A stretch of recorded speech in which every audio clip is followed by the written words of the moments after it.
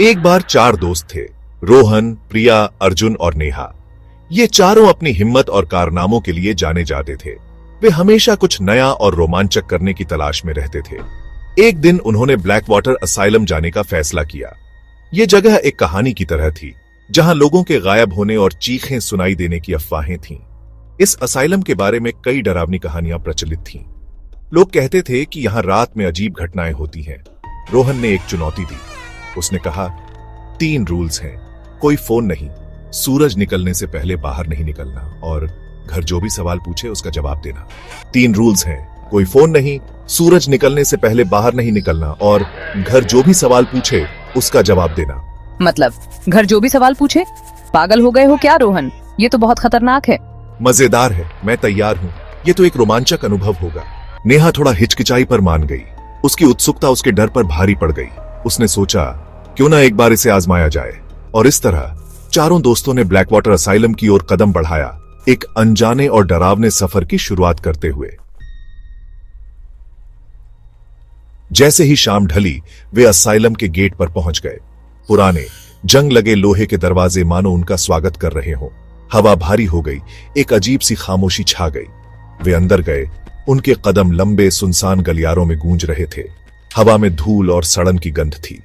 दीवार पर किसी ने एक डरावना संदेश लिखा था, क्या तुम उसे वापस लाए? ये शब्द उस खामोशी में गूंज रहे थे। दोस्त इमारत में घूम रहे थे। उनके दिल डर और उत्साह से धड़क रहे थे। वे एक लंबे गलियारे के अंत में एक कमरे में पहुंचे। दरवाजा अपने आप खुल गया, मानो उन्हें अंदर बुला रहा हो। अंदर उन्होंने एक कुर्सी देखी जो दीवार के सामने थी। जमीन पर एक टेप रिकॉर्डर रखा था। टेप चलाओ, मेरे सवाल का जवाब दो। दोस्तों ने एक दूसरे को घबराहट से देखा। अर्जुन ने सावधानी से टेप चलाया। आग किसने लगाई? इससे पहले कि वे कुछ कर पाते, ऊपर से कदमों की आवाज आई। यह आवाज इतनी स्पष्ट थी कि उनके रोंगटे खड़े ढे हो गए। वे डर के मारे जम गए। उनके चेहरों पर भय साफ झलक रहा था। कदम करीब आ रहे थे, हर कदम धीमा और सोचा समझा। ऐसा लग रहा था जैसे कोई उनके पास आ रहा हो। वे डर के मारे एक दूसरे से चिपक गए। उनके दिल की धड़कनें तेज हो गईं। अचानक माया चीखी और कोने में एक पुराने धुंधले शीशे की तरफ इशारा किया।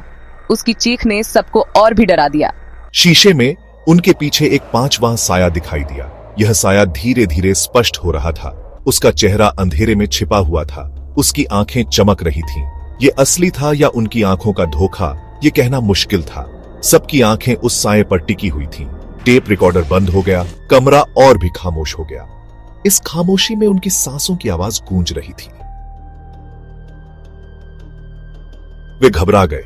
चारों ओर अंधेरा था और हर कोई डर के मारे कांप रहा था। रोहन की आंखें डर से फैली हुई थीं। वह चीखा। उसकी चीख ने माहौल को और भी भयानक बना दिया। वह दरवाजे की तरफ भागा, लेकिन हर कदम पर उसे ऐसा लग रहा था जैसे कोई उसका पीछा कर रहा हो। लेकिन ठोकर खाकर गिर गया। गिरते ही उसे महसूस हुआ कि वह अकेला नहीं है। जब उसने ऊपर देखा, उसकी आंखें खाली थीं, जैसे उसकी आत्मा कहीं खो गई हो।